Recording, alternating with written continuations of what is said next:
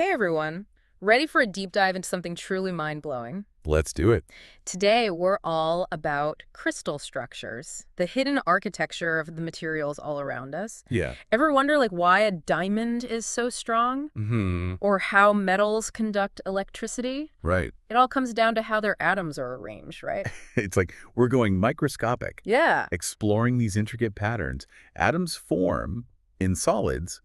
We'll see what these structures look like, decode their scientific names, and uncover why they even matter. exactly. We'll unpack these fascinating concepts without turning it into a boring science lecture, promise. Definitely. So first things first, what's the difference between a material with a beautifully ordered crystal structure Right. and something like glass, which, seems a lot more random? Yeah. So imagine building with Legos. Okay. You could create a precise castle, each brick in its place. Yeah. That's your crystal. Right. Or you could just jumble the Legos into a messy pile, Yeah. which is more like an amorphous solid, like glass.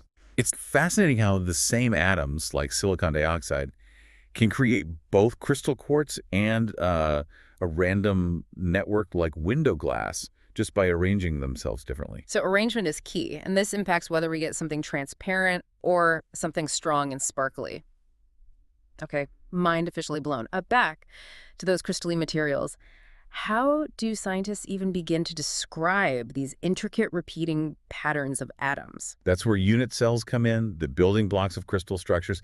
Think of them as the blueprints for how atoms like to hang out together. Okay. And when it comes to metals, there are three super common unit cell arrangements they just love. Okay, hit me with those popular arrangements. I'm picturing tubes. Am I on the right track? You are. The first one is called face-centered cubic, or FCC. FCC. Imagine a cube with an atom at each corner. Classic. Yeah. But then FCC adds an atom right in the middle of each face of the cube. Oh. It's like the life of the party surrounded by atoms on all sides. Ah, I see. So that's why metals like copper, aluminum, silver, and gold are all FCC fans. They love being close to their atom buddies. And that explains their awesome electrical conductivity too, right? Right. Those electrons can easily zip around when the atoms are packed so tightly. Exactly. Now, for something a bit different, there's body-centered cubic, or BCC. BCC. It's still a cube with atoms at each corner. But instead of atoms on the faces, BCC has one lonely atom right in the center of the cube, Okay. like it's guarding a secret treasure. So it's got a crew at the corners and a bodyguard in the middle. Got it. Which metals are rocking this BCC style? Think strong metals, like chromium, iron, and tungsten. Yeah. Their BCC structure helps them withstand high temperatures and serious loads. It's all about that inner strength, you see. Okay. We've got the party animal FCC and the strong silent type BCC. What's the third metal hangout spot? This one's a bit more visually challenging, but equally fascinating. Hexagonal close-packed, or HCP. HDP.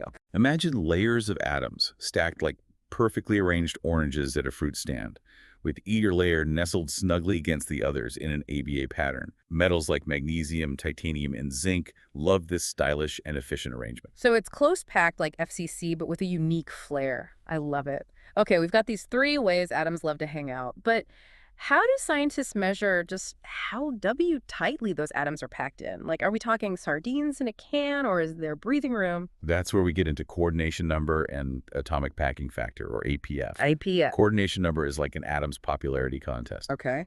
How many other atoms are directly touching it? In a close-packed structure like FCC, an atom can have 12 neighbors. Imagine that party. Whoa, 12 neighbors. That's a lot of atomic high fives. And what about APF, the packing efficiency? Think of APF like packing a suitcase. How much of the space is actually filled? FCC and HCP are the expert packers, filling about 74% of the space with atoms. BCC is a bit less efficient, but still pretty good. Okay, so FCC and HCP are like those travelers who can fit a week's worth of clothes in a carry-on. Impressive. But here's a question. We've been visualizing these unit cells, but how do scientists actually talk about specific points or directions within these structures? It can't all be like left corner atom or middle of the face atom, right? You're absolutely right. We need a more precise language, and that's where things get a bit more technical. Imagine a 3D coordinate system, but instead of X, Y, and Z, we use something called Miller indices. Miller indices. Okay, that sounds a bit intimidating. Can you give me an example of how this works in real life? Sure. Let's visualize the 111 plane in an FCC crystal. Picture perfectly slicing a cube diagonally, creating a triangular surface. That's the 111 plane. Hmm. If you search online for FCC 111 plane, you'll see exactly what we're describing. Okay, I'm looking at an image now and I'm starting to see it. So each set of Miller indices describes a specific plane within the crystal. But hold on, what about those hexagonal crystals with their unique ABA stacking? Do they use the same system? Great question. Hexagonal crystals need a slightly different coordinate system with 4 indices instead of 3. Because their unit cells aren't simple cubes, it's like they speak a slightly different dialect of crystallography. So hexagonal crystals like to keep things interesting, but so far we've been talking about these perfect single crystals. What about the real world where things are rarely so pristine? Excellent point. Most materials we encounter are actually polycrystals. A bunch of tiny crystals or grains all stuck together like a microscopic mosaic. Each grain has its own crystal structure, but they're all jumbled up with different orientations. So it's like a crystal party where everyone's doing their own thing, but they're all crammed into the same space. Does that affect the material's properties? Like, does it make it stronger or weaker? Absolutely. It all comes down to those boundaries where the grains meet, what we call grain boundaries. Okay. They can act like roadblocks for things like electrons, which can influence how well a metal conducts electricity, for example. So in a polycrystal, you've got these tiny crystals bumping up against each other, creating a more complex structure overall. But how does this relate to that term you mentioned earlier, anisotropy? Well, anisotropy means that a material's properties can change depending on the direction you measure them. This happens because of how atoms are arranged within each grain. Think of wood, it's much easier to split it along the grain than against it. Ah, that makes sense. So a single crystal can be anisotropic, but in a polycrystal, those effects can average out if the grains are randomly oriented. It's like taking a bunch of different puzzle pieces and randomly fitting them together. The overall shape might look pretty uniform, even though the individual pieces are all different. That's a great way to think about it. But what if we could control the orientation of those puzzle pieces? Ooh, that's interesting. If we could line up those grains in a polycrystal just right, we could potentially create a material with very specific properties, stronger in one direction than another, for example. Exactly. It's like being a microscopic architect, designing materials at the atomic level. Yeah. But that's a story for another time. Okay, I'm already hooked. But before we go deeper into those engineering feats, I have a burning question. Hmm. How on earth do scientists actually see these tiny structures to figure out their arrangements? We're talking atoms here. That's where the power of X-ray diffraction comes in. Okay. It's our window into the atomic world. X-ray vision for materials. I'm all ears. Imagine shining a beam of X-rays onto a crystal. Uh-huh. X-rays have wavelengths similar to the spacing between atoms. Okay. So when they hit the atoms, they scatter. Yeah. Some of those scattered waves interact with each other, Right. creating a pattern we can analyze. Okay, so we're talking about constructive interference, like when two waves combine to make a bigger wave, right? And this happens because of how perfectly spaced those atoms are within the crystal. Precisely. The angles at which these diffracted beams appear give us a fingerprint of the crystal's structure.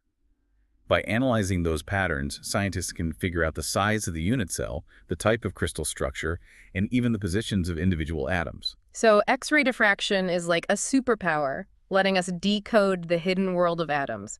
I bet there's a specific equation involved, something that relates all these variables. You're right, it's called Bragg's law. Yeah. And it tells us the relationship between the angle of the diffracted beam, the wavelength of the X-rays, and the spacing between those planes of atoms in the crystal. Bragg's law, got it. So is there a specific way scientists actually perform these X-ray diffraction experiments? Do they need like a super-powered microscope? One common technique uses a powdered sample of the material we're investigating. Okay. We shine X-rays onto the powder, Yeah. and because the tiny grains are randomly oriented, we get diffraction from all possible crystallographic planes. So it's like getting a 360-degree view of the crystal structure. Exactly. We use a diffractometer to measure the angles and intensities of the X-rays, and from that data, we can eventually determine the entire crystal structure. This is incredible. It's like we're peering into a secret world, understanding how nature builds materials at the tiniest level. But before we get lost in all the technical details, let's take a step back and recap what we've learned so far. Absolutely. We started by distinguishing between those beautifully ordered crystals and their more chaotic cousins, the amorphous solids. We then dove into the 3 main unit cell arrangements metals love, FCC, BCC, and HCP.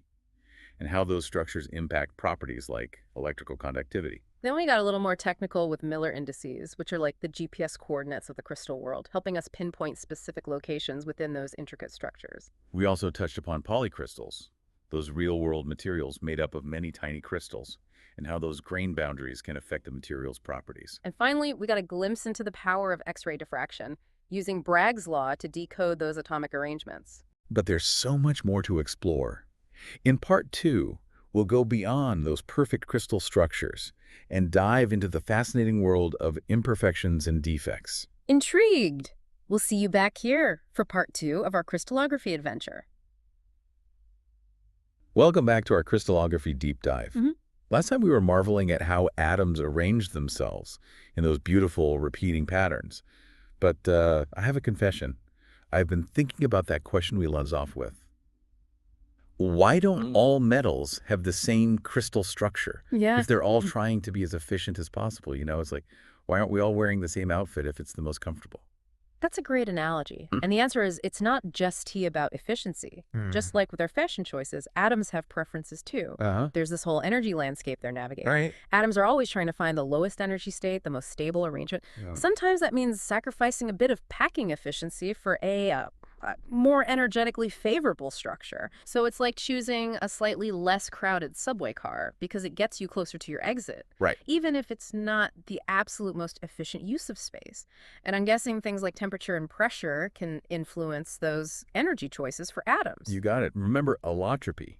That's where a material can have different crystal structures depending on the conditions. Yes, right, yeah. Like carbon, it's graphite at room temperature. Yeah. But under intense pressure, it transforms into diamond. Right. It's amazing how those atoms can rearrange themselves depending on their environment. So it's not just about packing, it's about finding that sweet spot of stability.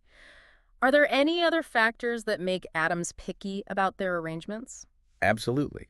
The size of the atoms themselves, their electronic configuration, and even how they like to bond with each other all come into play. It's like a giant 3D puzzle, where each atom is a uniquely shaped piece. Sometimes those pieces fit together perfectly, Yeah.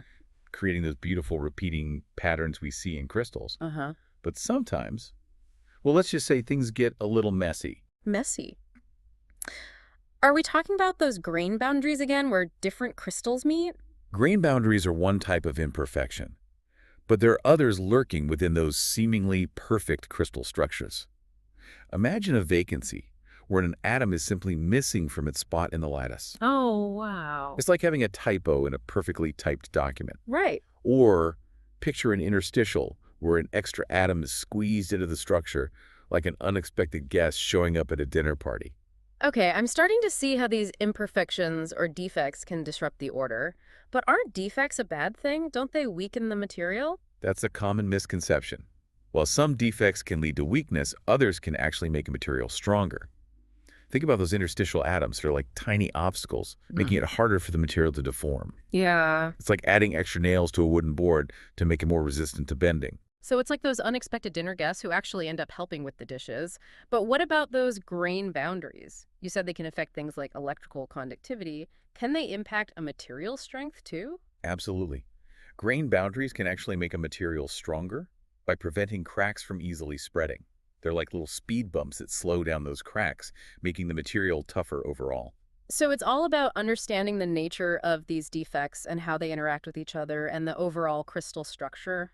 It's like having a whole team of microscopic engineers working behind the scenes. Exactly. Material science is all about controlling these imperfections to create materials with the desired properties. But before we get too carried away with our microscopic engineering, let's not forget about those materials that completely buck the trend of crystal structures. The amorphous solids. Ah, yes. The rebels of the material world. Right. Those materials that just refuse to conform to those neat repeating patterns. Last time we compared them to a jumbled pile of Legos. Yeah. What makes these amorphous solids so unique? It's their lack of long-range order that gives them their special properties. Think about glass, for example. It's transparent because light can pass through its disordered structure without being scattered in specific directions.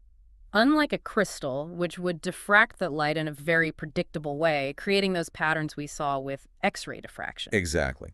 And this disordered structure also makes amorphous solids more resistant to fracture. They don't have those well-defined planes of weakness that crystals have, so cracks don't spread as easily. So it's like comparing a neatly stacked tower of blocks to a tangled mess of yarn. Yeah. It's much harder to pull apart that yarn because it's all interwoven. I love that analogy. And this tangled structure makes amorphous solids perfect for applications where durability is key, like in those super strong phone screens Yeah. or bulletproof glass. It's mind-blowing how the arrangement of atoms, whether orderly or chaotic, can have such a profound impact on a material's properties.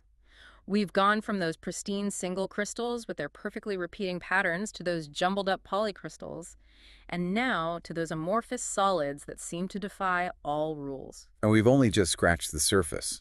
The world of crystallography and non-crystalline solids is vast and full of surprises. We've seen how those tiny imperfections can have a huge impact, both good and bad. But how does all of this relate to a material's actual performance in the real world? That's a great question. We've been talking about these microscopic structures, but ultimately we want materials that can do things right, build bridges, make airplanes, create tiny components for our gadgets. You're absolutely right. And that's where mechanical properties come in. In Part 3, we'll explore how these atomic arrangements, those perfect patterns, and those unexpected imperfections ultimately dictate a material's strength, flexibility, and durability. I can't wait to dive into that. It's like we've been exploring the blueprints, and now we're going to see how those blueprints translate into the actual building. Welcome back for the final part of our crystallography adventure. It's been quite a journey exploring the hidden world of atoms and how they arrange themselves in those fascinating structures. Yeah. We've gone from perfect single crystals to those jumbled up polycrystals. All right. And even those rebellious amorphous solids that seem to break all the rules. Absolutely. And now we're ready to see how all of this microscopic architecture translates into real-world performance. How do those tiny atoms and their arrangements influence the mechanical properties of a material? It's not enough for something to look pretty under a microscope. Right. Yeah. It needs to be able to handle the stresses and strains of everyday life. Exactly. I'm picturing bridges holding up tons of traffic. Yeah. Airplanes soaring through the sky, even the tiny components inside our smartphones. All of these rely on materials with specific mechanical properties like strength, flexibility, and durability. Right. How do those properties connect back to those tiny atoms we've been discussing? Well, let's start with strength. Think of it as a material's resistance to deformation. Imagine trying to bend a metal rod. Okay. A strong material will resist that bending force. In a crystalline solid, that strength comes from the bonds between those atoms, those tiny forces holding everything together. So stronger bonds mean a stronger material. It's like having super strong glue holding everything together. Huh. But we also talked about different types of crystal structures like FCC, BCC, and HEP. Do those play a role in strength too? Absolutely. Remember those close-packed structures like FCC and HCP where the atoms are all snuggled up close together? They tend to be more ductile. I mean, they can be stretched or bent without breaking. Ductile, like a piece of chewing gum that can be stretched without snapping. Why are those close-packed structures so flexible? It all comes down to those close-packed planes of atoms. When a force is applied, those planes can slide past each other relatively easily, Yeah. allowing the material to deform without breaking those all-important atomic bonds. It's like a well-oiled machine where the parts can move smoothly without getting stuck. Ah, I see. So it's all about those planes of atoms being able to glide past each other. But what about those BCC metals, the strong silent types? Right. They don't have as many close-packed planes, right? Exactly. BCC metals are more likely to resist deformation, making them stronger but potentially more brittle. This means they might fracture suddenly under stress without much warning. Hmm. It's a bit like a sturdy chopstick, strong, but if you bend it too far, it snaps. Okay, so it's a trade-off. Ductility versus strength. FCC metals are like those bendy straws, while BCC metals are more like chopsticks. But we also talked about imperfections in those crystal structures. Can those defects, those typos, and unexpected dinner guests affect mechanical properties too? Believe it or not, those imperfections can be a game changer. Introducing certain defects can actually make a material harder and stronger. Oh, wow. For example, adding specific impurities or intentionally creating dislocations can act like tiny obstacles, making it harder for those planes of atoms to slide past each other. Okay. It's like strategically placing obstacles on a race course to make the runners work harder. So it's like adding those extra nails to a wooden board, making it more resistant to bending. And what about those grain boundaries? Yeah. Can they make a material stronger too? Absolutely. Remember how we said grain boundaries can act like roadblocks for things like electrons? Yeah. Well, they can also act like obstacles for those close-packed planes of atoms, making it harder for them to slide around and for cracks to spread. It's like having a network of tiny walls within the material, making it tougher overall. So it's all about controlling those defects, strategically using them to enhance a material's strength and durability. It's like those unexpected dinner guests who end up being incredibly helpful. But what about those amorphous solids, the rebels that don't have any long-range order? Right. How do they hold up when it comes to mechanical property? Remember our tangled yarn analogy? Yeah. Amorphous solids can be surprisingly strong because they don't have those well-defined planes of weakness that crystals have. Right. Instead of breaking along specific planes, they tend to deform more gradually. It's like trying to tear apart a giant spider web. It's flexible and can absorb a lot of energy before it breaks. So amorphous solids are like flexible armor, able to bend and deform without shattering. Is that why, like, bulletproof glass is made from amorphous materials? You got it. Yeah. Bulletproof glass is designed to absorb the impact of a projectile without shattering into a million pieces. Mm. Its disordered structure helps distribute the energy from the impact more evenly, preventing those catastrophic cracks from forming. This is incredible. We've gone from those perfectly ordered atoms in a crystal to understanding how even the tiniest imperfections can make a material stronger, you know? Yeah, And now we've seen how those rebellious amorphous solids with their chaotic arrangements bring their own unique strengths to the table. absolutely. It's a testament to the amazing diversity of materials and how their properties are intimately connected to their atomic structure. Yeah, Whether it's the precise arrangement of atoms in a crystal or the tangled mess of an amorphous solid, right. it's all about understanding how those tiny building blocks influence a material's behavior. This deep dive into crystallography has been mind-blowing. We've peered into the hidden world of atoms, decoded their arrangements, and seen how those microscopic structures ultimately dictate the mechanical properties of the materials all around us. Absolutely. From unit cells and Miller indices to X-ray diffraction and the fascinating world of defects, we've explored the tools and techniques that allow us to understand and manipulate materials at the most fundamental level. So the next time you pick up a metal object, look through a glass window, or use a plastic device, take a moment to appreciate the intricate dance of atoms happening at the tiniest level. It's a beautiful and powerful world, and understanding its secrets allows us to engineer the materials that shape our lives. Thanks for joining us on this deep dive into the fascinating world of crystallography.